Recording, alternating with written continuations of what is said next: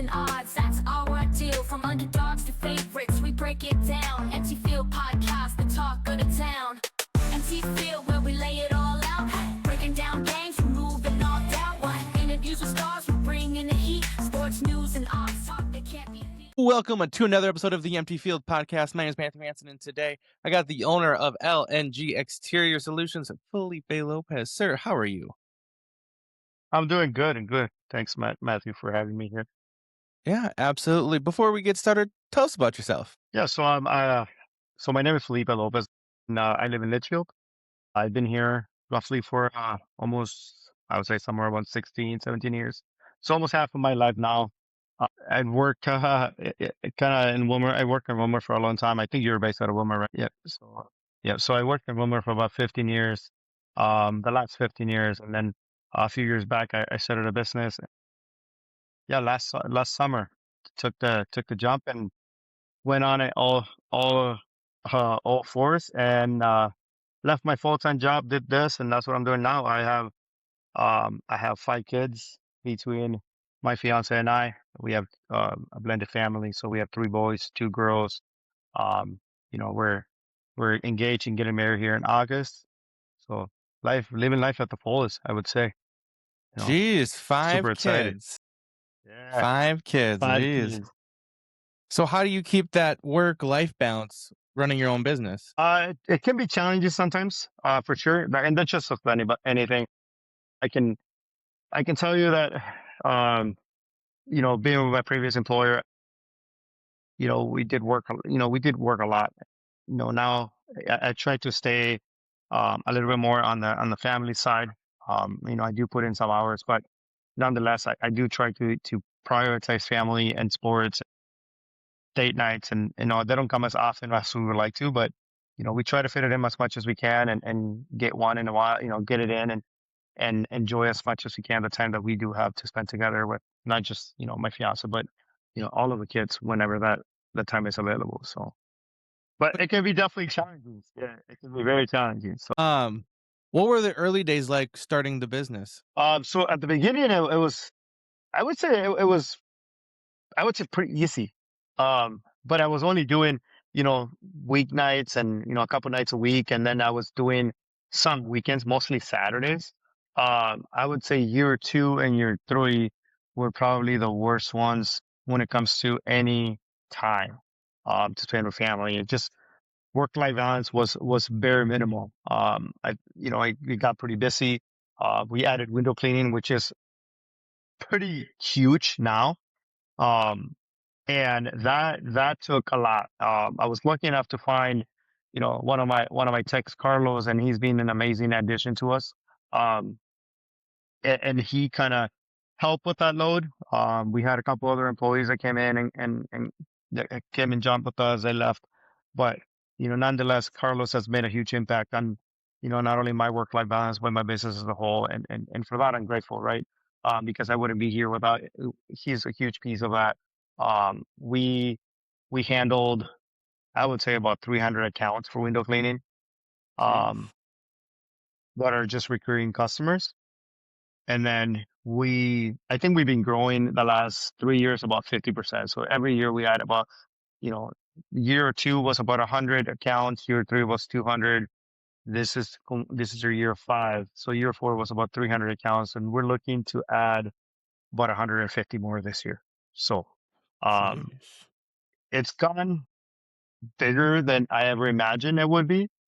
And, but I'm here for the long haul. So, let it come and let it grow. And we're going to take advantage of it and service as many people as we can. And we are allowed to with their time, right? So, Yeah. Was there a moment where you're like, yes, this is actually working out? yeah. So funny story, last year, May, I was turning 15 years of my old employer. I had so much work just scheduled for myself that looking at my projections for my business, I was working 15 hours on Saturdays and 15 hours on Sundays. And, I got into painting not last year, but the year before. And painting kind of kept myself busy and then allowed Carlos to have a full-time scheduled Monday through Friday, sometimes Saturdays. But we cut it off, right? So last year we strictly kind of no weekends. We try to push as much as we can, but painting took off, and last summer kept me so busy that there was no there was no way around it for me to stay with my previous employer and do this at the same time. So I was like, this is good. I think it was kind of like a we made it kind of moment, right? Very proud moment too. I spent a lot of time. I work a lot with my dad on the weekends, so we were spending a lot of time with each other, and a lot of, we have those conversations like, I think it's time. I think it's time to pull the plug, and I think you got to go. I think you got to go this full time, because you're at that point where we don't see you on the weekends anymore, right? My dad, some things that my dad wouldn't be able to come with us, or if he had something going on with my brother. But then, my fiance would, hey, you need a day off. We need a day off. We need to, what is the word that we would use? We need to recoup, get back to ground zero, and understand that we also have a family that we got to take care of. So what does your business all do? Yeah. So we do anything from exterior cleaning. We do house washing, we do roof cleaning. So a lot of times, if you find yourself with moss, if you live in the lake and you have a lot of trees around your house, you're gonna have moss on top of your roof. We take care of that. We treat it, and then we clean gutters. Uh, we resurface decks, so we stain decks.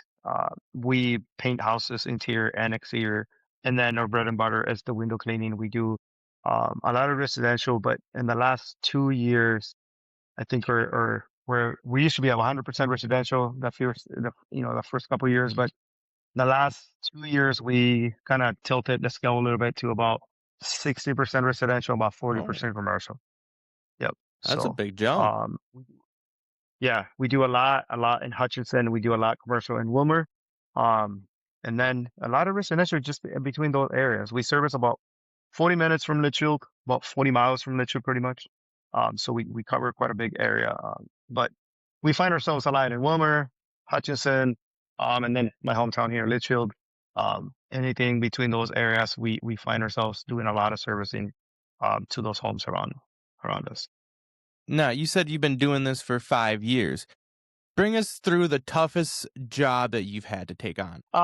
So this came early this year, and it was, you sometimes you got to learn how to say no.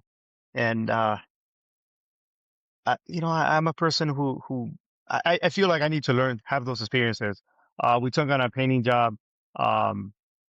This was kind of like a little setback, but we learned a lot. We showed up to a customer. They bought the paint. They hire us to do the job. We did not know what paint we were using. We did not discuss the prep. The worker that came to us was it was a sub job. So we took on trying to create a relationship with another painter. The whole scope of the work, I felt that was very, very simple, right? Come in, prep the walls, paint the walls. You got about 3 days to get in and out. Didn't look like it was super, super complicated, but once we got there, we learned that it was complicated, and I should have said no before we started. But I think inside of me, it was kind of like an ego moment. Like if I say no, I'm not a quitter. And then we ran into I think it was more of experience. If it was me with maybe another year of experience, I would be able to complete a job flawlessly. But there was a little bit of lacking on my end of knowledge when it came to what we needed to do with the prep, what we needed to do with the paint, how to work the paint that we were working with. It wasn't just slapping paint, and a lot of people would arguably say, "Oh, painters just slap paint," but it's not like there's a lot to it, right? And I don't think I was prepared to go into the job and perform and deliver to what it was meant to be, right? So we ended up walking away from the job after we started it. Um, it was a hard pill to swallow, but I learned a lot that day. I connected with the owner of the other company, and we walked through the job site. He explained some basic things that I never would have known just from me doing it.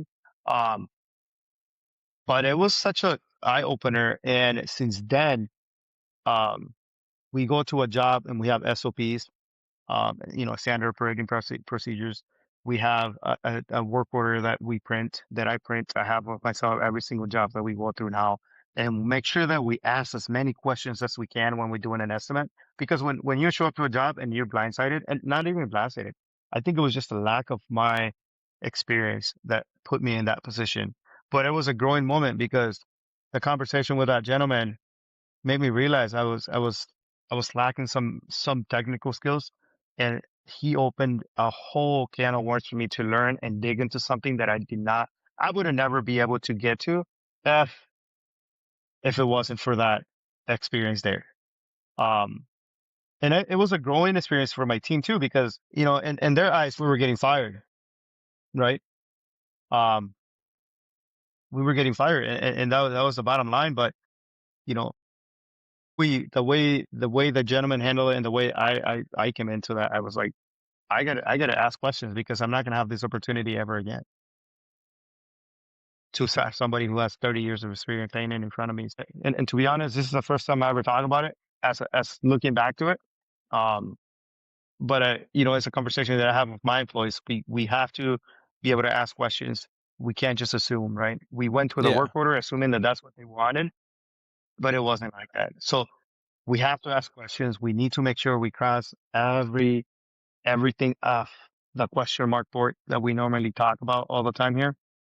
We want to make sure that the expectation is clear for everybody involved, and that's what we do now.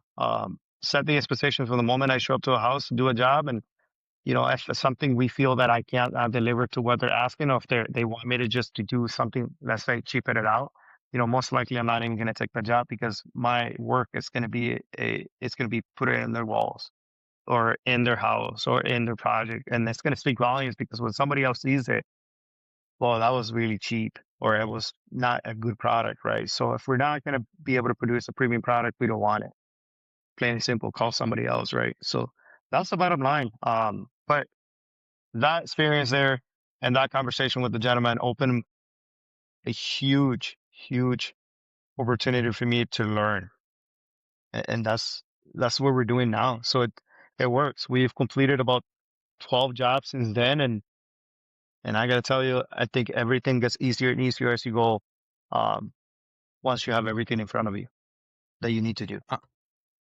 Yeah, that's awesome. I'm glad you guys learned something from that. What's it saying? You learn from your mistakes, and that's key thing right Right, there. Earlier right. you mentioned that you're growing about 150 customers per year. How do you build that trust with new customers? Stop. Before we continue this episode here, are you staying hydrated? No, no, no. Have you tried Hydrofy? Man, it's not just flavored water. It's clean hydration with electrolytes that actually work. No sugar crash, no junk ingredients. Pretty simple. Hydrofy keeps you sharp and fueled for the day. I use it because, man, it's simple, effective, and it just tastes real good. Hydrate smarter, hydrate better. That's Hydrofy. Use promo code MTF to get 10% off your order. Just say, hey, Matt from the Empty Field podcast sent you. I think it goes down to the initial conversation. People, we're gonna be in people's homes, right? And how we present ourselves and how we communicate ourselves has it speaks volumes of who we are. Um, when you hire someone to go to a house, you want to make sure that they're going to show up for one when they say they're going to show up. I think that's super important, right? We have systems in place that allows the customer to know when we're in our way, when we're completing the job, who's completing the job, when the job is done. So they're basically getting informed. A lot of the homes that we do, they're summer homes, so people are not even there. Let's say they're gonna have a party on Friday. They want us to go there Wednesday. We have keys for the homes, and we have keypads, numbers for their homes. So they're already, those are customers that we've done business for years, right? But a new customer comes in, I handle all the calls. We recently hired a VA out of Mexico, so she starts tomorrow, and she's gonna be handling all the calls, right? And again, the same SOP that I use when I'm talking to a potential customer, she's going to be using, right? And then it just goes there from some CRMs. We use two different CRMs. One is for painting, that's super communicative. And then we have the window cleaning, which is more service driven. Hey, we're on our way. It's going to be there in 30 minutes, and who's going to show up? what to look for, what to do before we get there. So communication to customers is very valuable because once we're going to the homes and they're literally trusting us with one of the most expensive assets they ever going to have in their lives. Right. And then it goes to quality of service. We want to make sure by the time we leave, we're shaking hands that everything we did was what they wanted.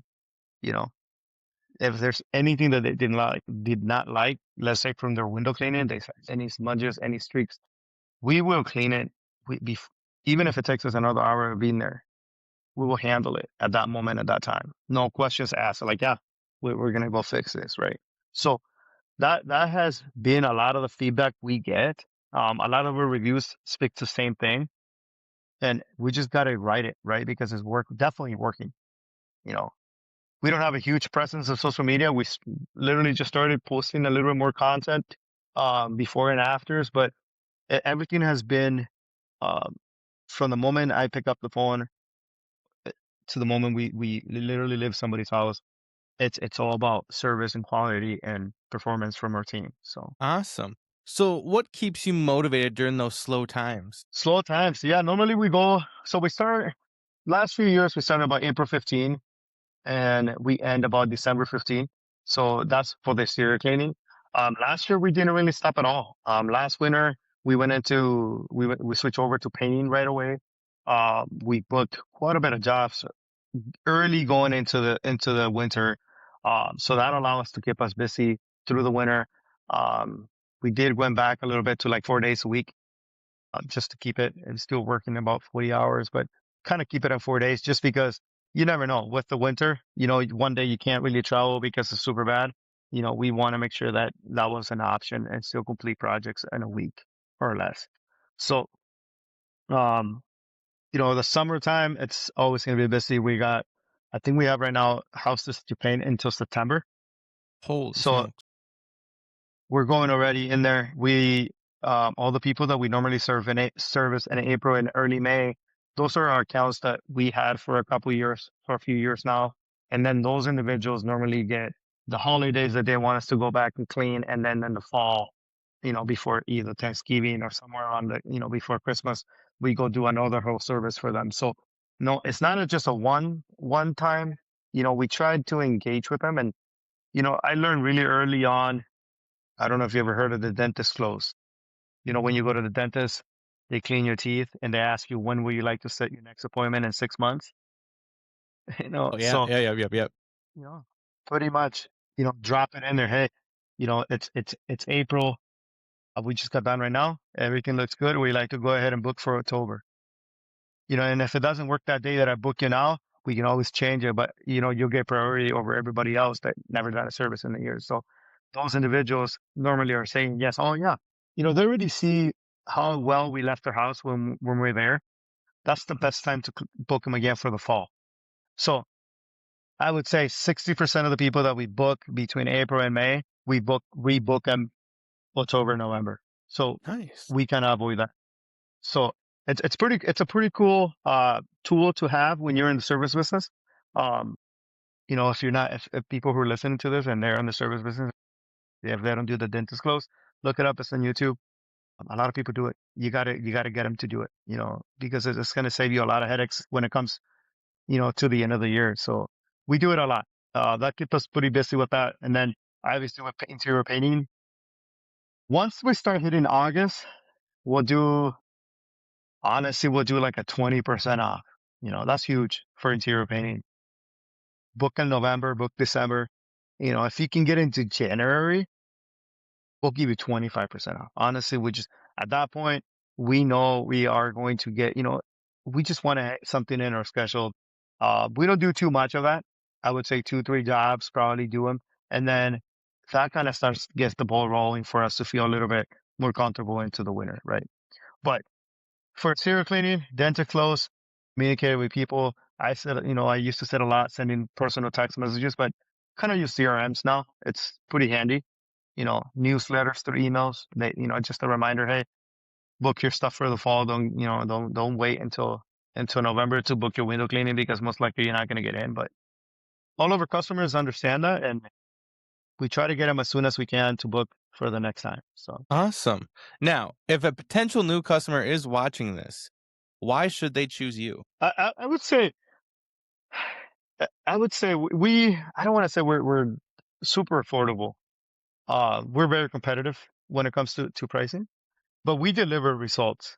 We are going to be there to guarantee that you're satisfied with what you're paying, what you're hiring us to do.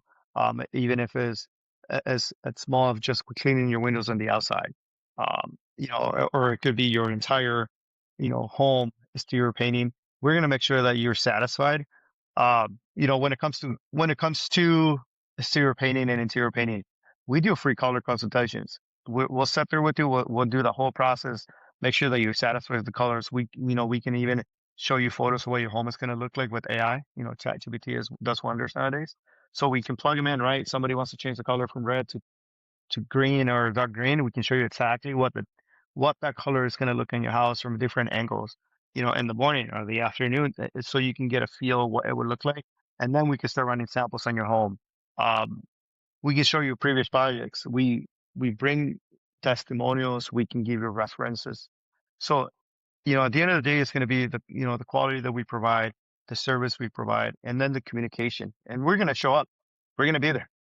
We're going to be there. If we tell you we're going to be there, we're going to be there. So it's just, that's one of the things that service industry is kind of known for. We're going to be there we can get you in a couple of weeks, and that becomes a month or 2 months.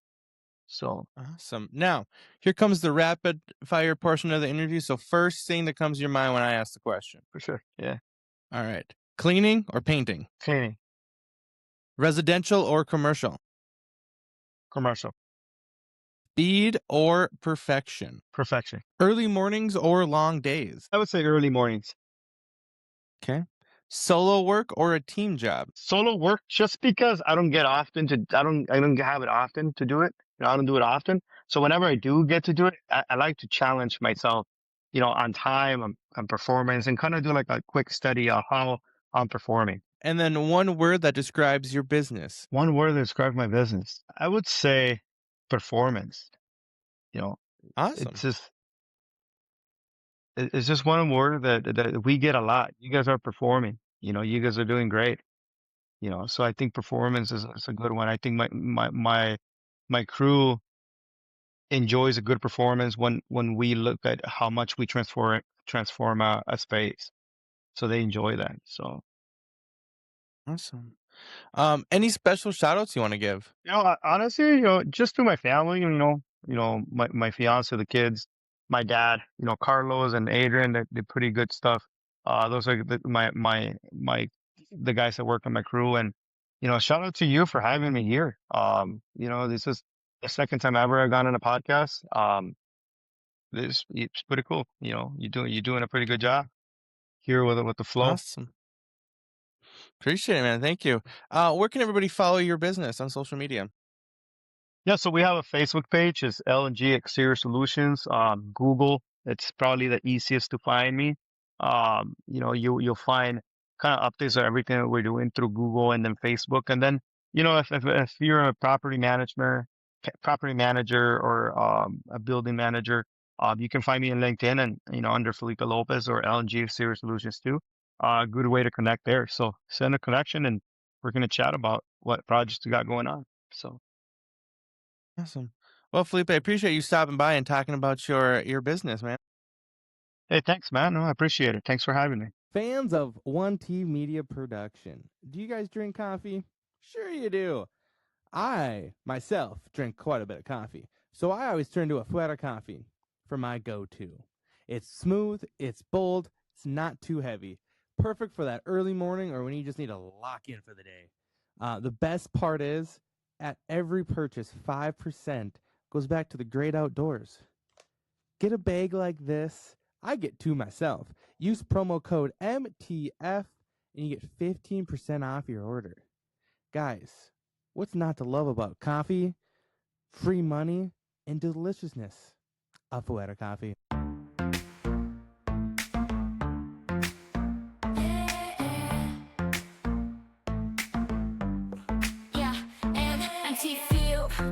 Action's real, sports news and odds, that's our deal. From underdogs to favorites, we break it down. Empty Field Podcast, the talk empty field